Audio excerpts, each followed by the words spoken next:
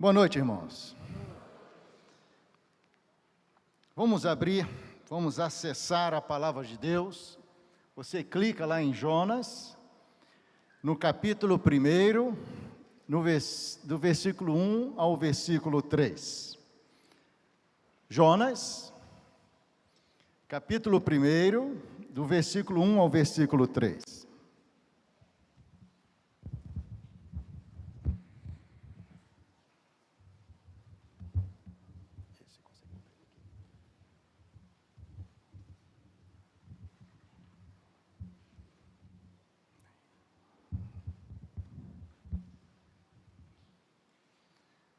Acharam?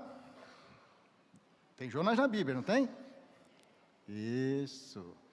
Assentado como vocês estão, nós vamos ler esse texto. Jonas capítulo 1, do versículo 1 ao versículo 3.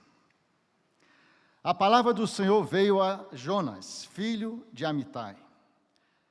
Vai agora à grande cidade de Nínive e prega contra ela, porque a sua maldade subiu até mim. Jonas, porém, fugiu da presença do Senhor na direção de Tarsis. Descendo para Jope, achou um navio que ia para Tarsis, pagou a passagem e embarcou nele, a fim de ir para Tarsis, fugindo da presença do Senhor. Deixa a sua Bíblia aberta, vamos falar com Deus? Pai bendito, mais uma vez nós estamos diante da Tua presença em oração. E agora, nesse momento, ó Pai, nós estamos diante da Tua palavra.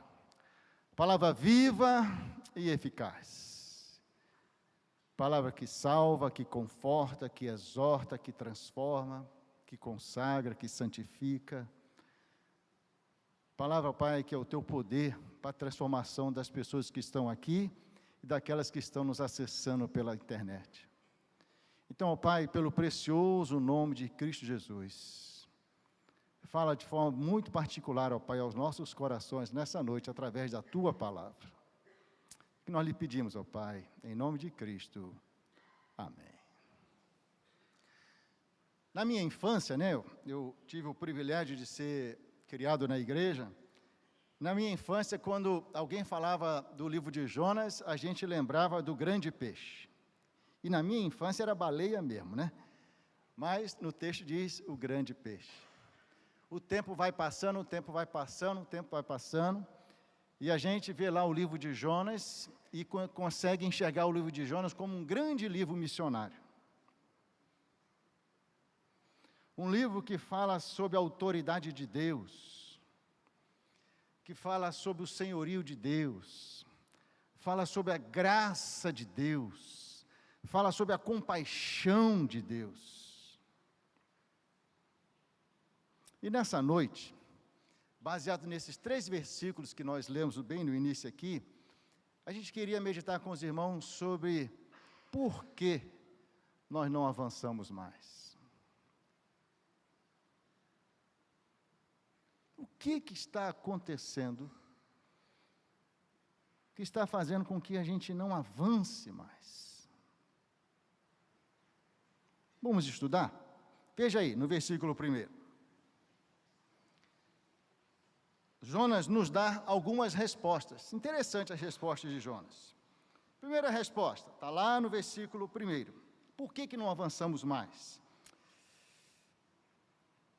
Uma das razões é porque falta relacionamento, comunhão com Deus. Essa é uma das respostas que a gente ouve. Agora, olha o que diz o versículo 1. A palavra do Senhor veio... O que está escrito aí? A Jonas. O que veio a Jonas? E não diz que é a primeira vez que veio a palavra do Senhor a Jonas. E você vai lendo o livro, você vai ver que Deus fala outras vezes ao profeta Jonas. Então, a ideia que a gente tem de responder de que a igreja não avança mais porque falta comunhão, falta relacionamento, não dá certo não. Não vai dar certo essa resposta. Jonas tinha relacionamento com Deus.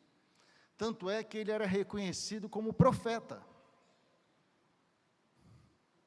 Não era um membro qualquer dos judeus, ele era profeta de Deus para o povo naquela época.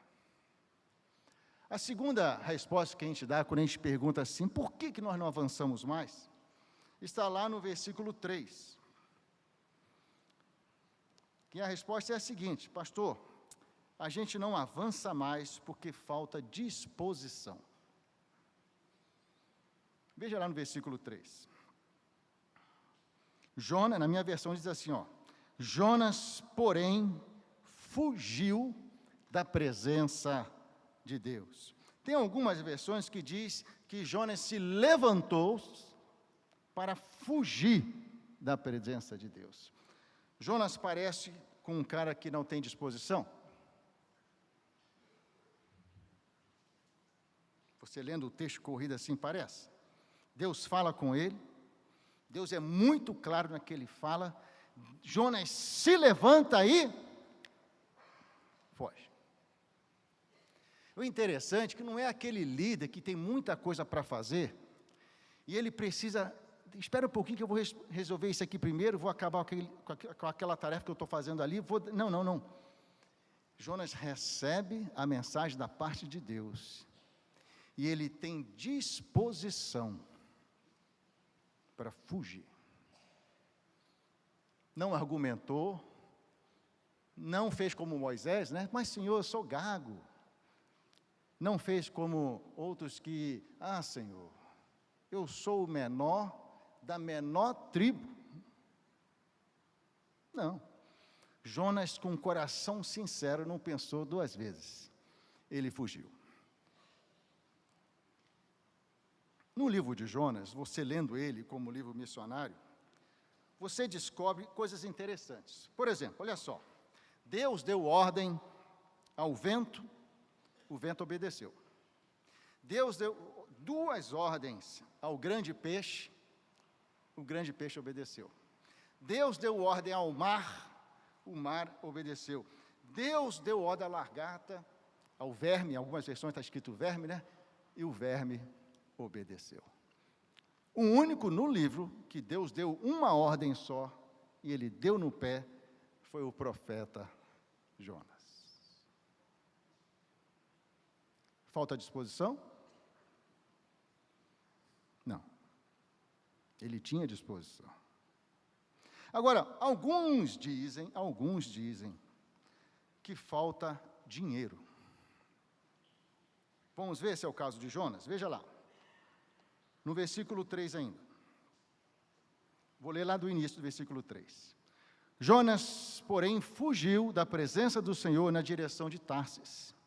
Descendo para Jope, achou o navio que ia para Tarsis, pagou a passagem e embarcou nele, a fim de ir para Tarsis, fugindo da presença do Senhor.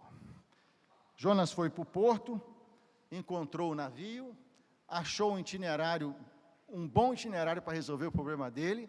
A Bíblia diz que ele pagou a passagem, passou lá no guichê, encontrou o seu local e embarcou no navio. Para a gente entender mais ou menos o que estava acontecendo aqui, eu sempre gosto de fazer uma ilustração mais ou menos o seguinte: Deus mandou Jonas ir para Cachoeiro. Aí Jonas foi lá na rodoviária e comprou uma passagem da Planeta e tinha que ir para Cachoeiro. Quanto é que está a passagem para Cachoeiro, mais ou menos? Alguém tem noção aí? Quanto? 50? Foi isso que eu ouvi? 50? Pois bem.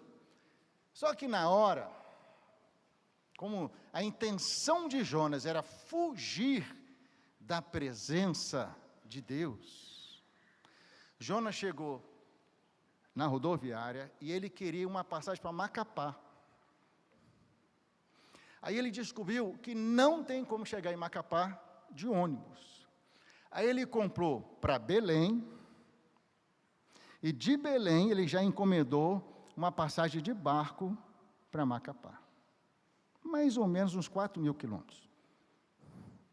Em vez de ser 130 para Cachoeiro, ele comprou uma passagem que era mais ou menos 4.000 quilômetros de distância. Jonas tinha problema de dinheiro? Tinha? Não.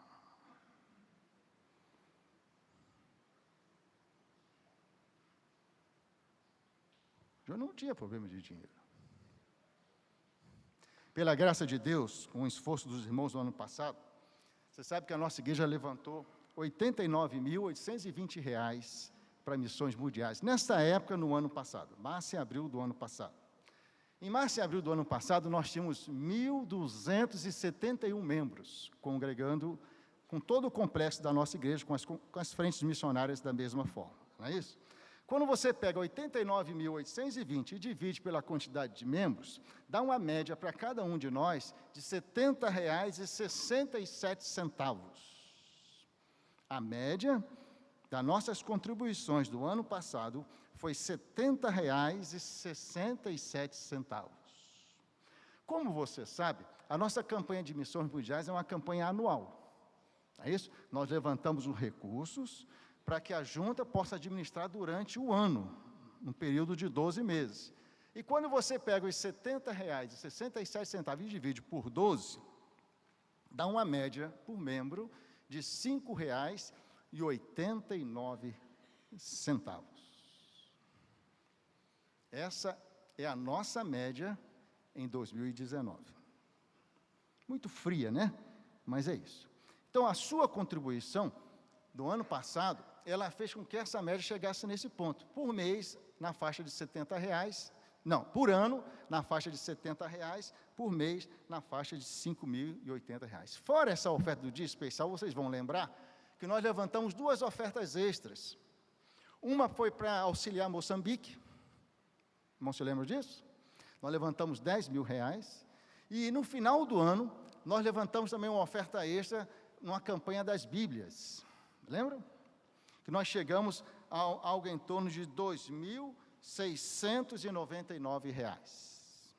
Se você somar tudo isso, a nossa média anual passa para R$ 80,80. Amém, irmãos? Amém, irmãos? Foi quanto nós levantamos ano passado nas 3 campanhas. Amém, irmãos? R$ 80,80. Cada um de nós contribuiu, em média, por mês. Que dá, por ano, né? R$ 80 por ano. Que dá, por mês, algo em torno de R$ 6,70.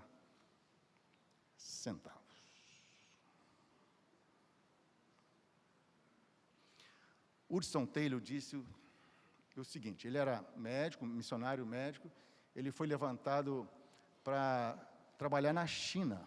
Ele era da Inglaterra e foi para a China. Ele tinha uma máxima, uma coisa muito interessante, ele falava o seguinte: a obra de Deus, feita da maneira de Deus, não terá falta dos recursos de Deus. Essa era a crença dele. A obra de Deus, feita da maneira de Deus, não terá falta dos recursos de Deus. Obra de Deus, a gente entende o que é isso, não sabe? A gente não precisa explicar aqui, certo? Agora, feita da maneira de Deus, já complica um pouco, mas o pastor Marcelo vai explicar a vocês depois. Agora, o que ele quer dizer? Não terá falta dos recursos de Deus. O que ele quer dizer com isso? Quando você lê a Bíblia, você vê Deus agindo de todas as formas, verdadeiros milagres. Mas Deus não tinha um banco central, nem uma casa da moeda para emitir recursos. Um milagre que envolvia dinheiro bem verbalmente foi aquela história que ele e Pedro pescou e achou um peixe. E na boca do peixe tinha uma moeda. E Deus, Jesus estava tentando ilustrar ali o nosso compromisso diante do governo e por diante e diante da causa. Mas fora isso, os milagres de Deus nessa área, todos foram feitos pela dependência e pela fé. Você se lembra dos 5 pães e 2 peixes? O jovem, quando entregou, ele entregou, Senhor, é o que eu tenho. É o que eu tenho. Quando chegou na mão dos discípulos, eles não deram o devido valor. Mas foi com aquilo que o jovem tinha que Deus alimentou aquela multidão. E a narrativa bíblica diz que ainda sobrou 1/6 para cada discípulo incrédulo que Jesus tinha. Deus pega os nossos R$ 80 a média do ano e Ele multiplica.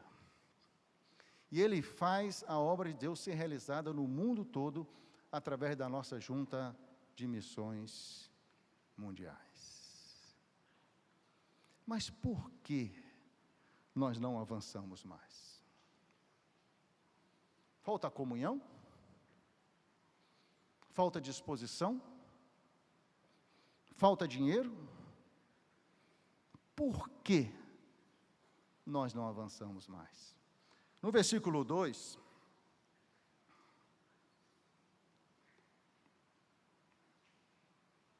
a gente vê o seguinte, olha. Vá agora à grande cidade de Nínive e prega contra ela, porque a sua maldade subiu até mim. Você sabe que tem muitos filhos de Deus que respondem, a gente não avança mais, porque eu não tenho um chamado específico. Esse negócio de evangelização, de ganhar pessoas para Cristo e por diante, não é para mim. Esse negócio é para os pastores, é para os diáconos, é para os líderes. E Deus chamou eles, não a mim. Quando você lê Jonas no versículo 2, você consegue encontrar algo parecido como uma chamada específica? Deus deu o local, Deus deu um público-alvo, Deus deu a mensagem. Então, essa ideia de que nós não avançamos mais porque Deus não nos dá um chamado específico, não se aplica na vida de Jonas. E não se aplica na nossa vida. Veja aí, olha só. Na sua Bíblia, vamos sair de Jonas, vamos lá no Evangelho de João. Dá um pulo lá no Evangelho de João, capítulo 12, do versículo 46.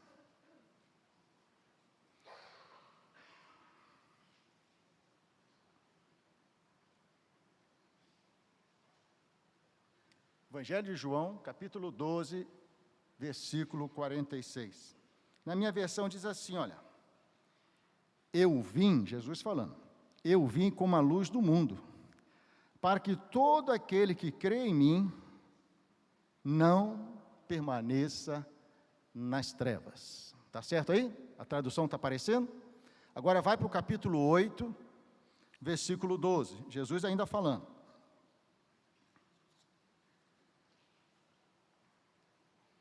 Capítulo 8, versículo 12. A minha versão diz assim: então Jesus voltou a falar-lhes: eu sou a luz do mundo. Quem me seguir jamais andará em trevas, mas terá a luz da vida. Confere com a sua tradução? Agora leia comigo Mateus, capítulo 5, lá no versículo 14 a 16. Mateus 5, 14 a 16.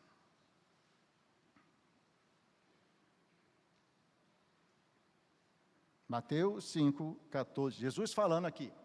E ele diz o seguinte: vós sois a luz do mundo. Tá, é escrito aí? Mais ou menos parecido? Ele já não falou mais que ele é, Mas ele diz para a nossa igreja: vós sois a luz do mundo.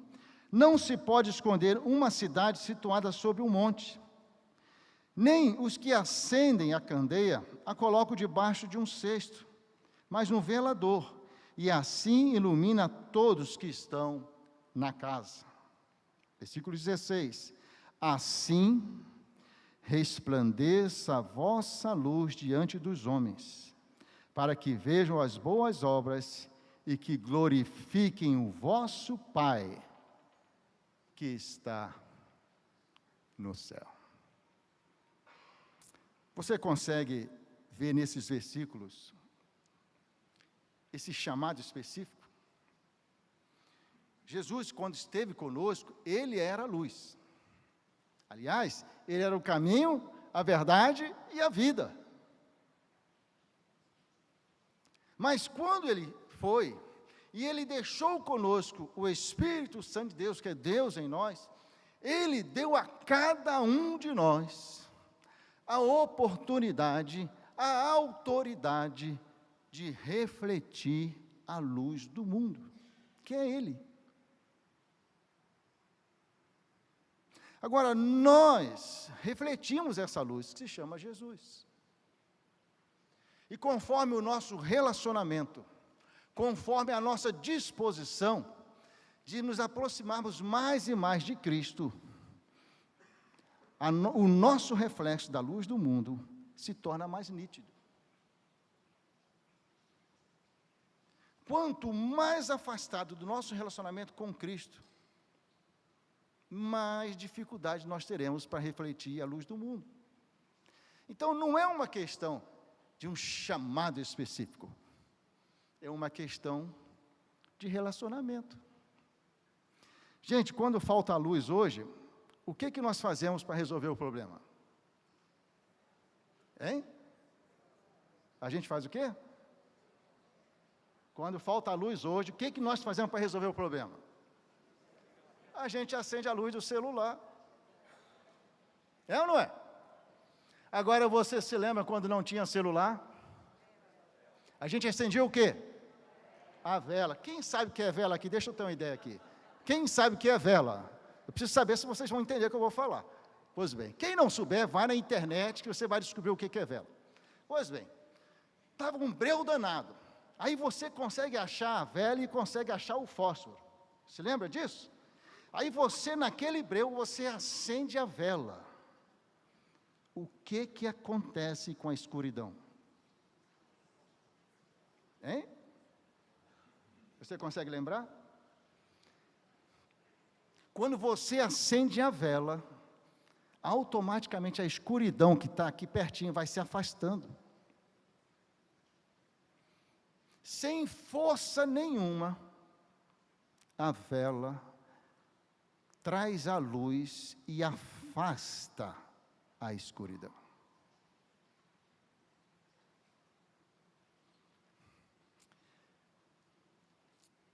Jesus nos alcançou pela sua graça e transformou a nossa vida.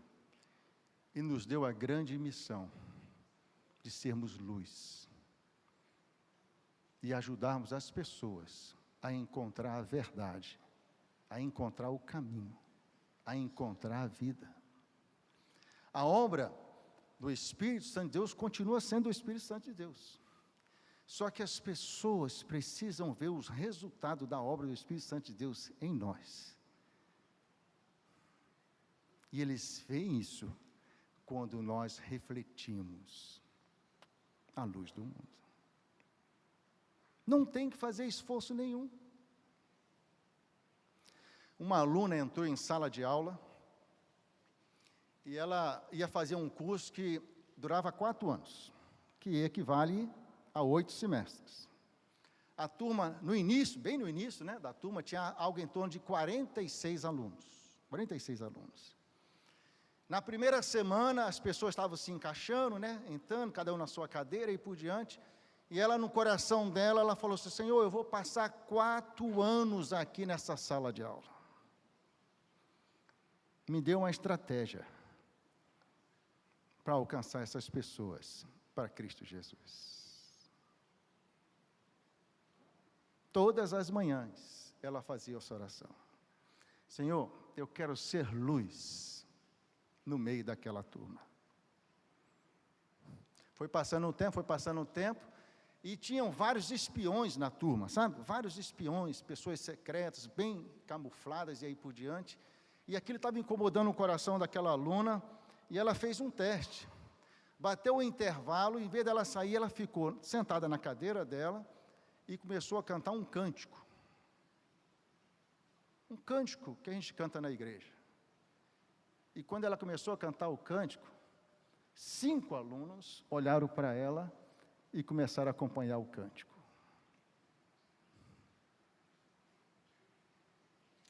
Aí ela foi descobrindo que um era da igreja tal, o outro era da igreja tal, os espiões secretos começaram a se manifestar. E ela falou assim, nós precisamos orar por essa turma. Nós precisamos colocar esse pessoal nas mãos de Deus. Foi passando o primeiro semestre, foi passando o segundo semestre, a oração dela de pé, e Deus levantando as pessoas, e ela refletia a luz. Ela refletia a luz, manifestava a graça de Deus, manifestava a compaixão de Deus, manifestava a misericórdia de Deus. Foi passando os semestres, e a cada dia Deus ia trazendo mais pessoas daquela sala de aula. E essas pessoas foram sendo transformadas, e elas foram inseridas nas igrejas onde elas moravam.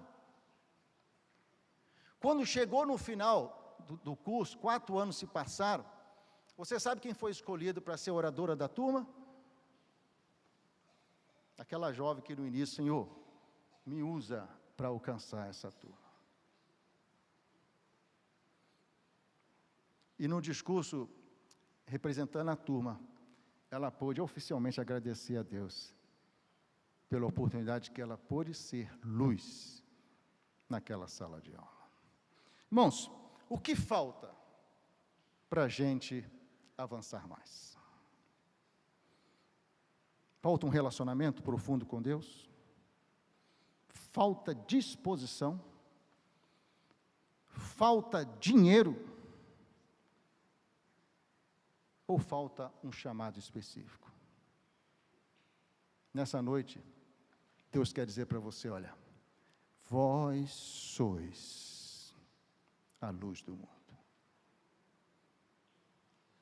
Que o nome de Deus possa ser glorificado através da sua vida. Amém? Nós vamos cantar um cântico. Mas eu queria transformar esse cântico numa oração. Uma oração muito simples, sincera, mas nós vamos fazer isso através da melodia. Você pode cantar sentado como você está, não tem problema nenhum não. Mas, se de alguma forma, Deus está falando ao seu coração nessa noite,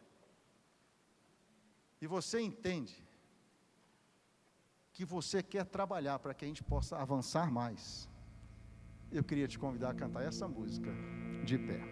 Simbolicamente, você vai estar diante do altar do Senhor. Simbolicamente, você vai estar colocando a sua vida nas mãos de Deus. Simbolicamente, você vai pedir a Deus que Deus aumente o seu relacionamento com Ele, para que a luz do mundo possa refletir com mais nitidez para a glória dele. Capítulo 3, versículo 1. Livro de Jonas, capítulo 3, 1. A palavra do Senhor veio a Jonas pela segunda vez. Vá agora à grande cidade de Nínive e proclama a mensagem que eu te ordeno. Jonas foi imediatamente para Nínive, segundo a palavra do nosso Senhor. Pai bendito, nas tuas mãos colocamos a tua igreja. Nós estamos, ó Pai, simbolicamente diante do teu altar. Só o teu Santo Espírito sabe o que está na mente e no coração de cada filho teu aqui nesse momento. Só o teu Santo Espírito sabe, ó Pai, o que está na mente e no coração de todas as pessoas que estão nos assistindo pela internet. Mas nós te suplicamos, ó Pai, que teu Santo Espírito possa retirar toda a incredulidade, e possa colocar fé no coração de cada filho teu. Que as decisões que estão sendo tomadas aqui possam ser confirmadas, ó Pai, na segunda, na terça, na quarta, para a tua glória. Ouve as orações dos teus filhos. Santifica a tua igreja, ó Pai. Consagra a tua igreja. Usa-nos para o louvor da tua glória. Que a alegria de Jesus possa ser notada através da vida de cada filho teu que está diante do teu altar nesse momento. Reflete, ó Pai, a tua luz em nossas vidas. Nós lhe pedimos, ó Pai, pelo precioso nome de Cristo Jesus. Amém. Amém? Que Deus a todos abençoe.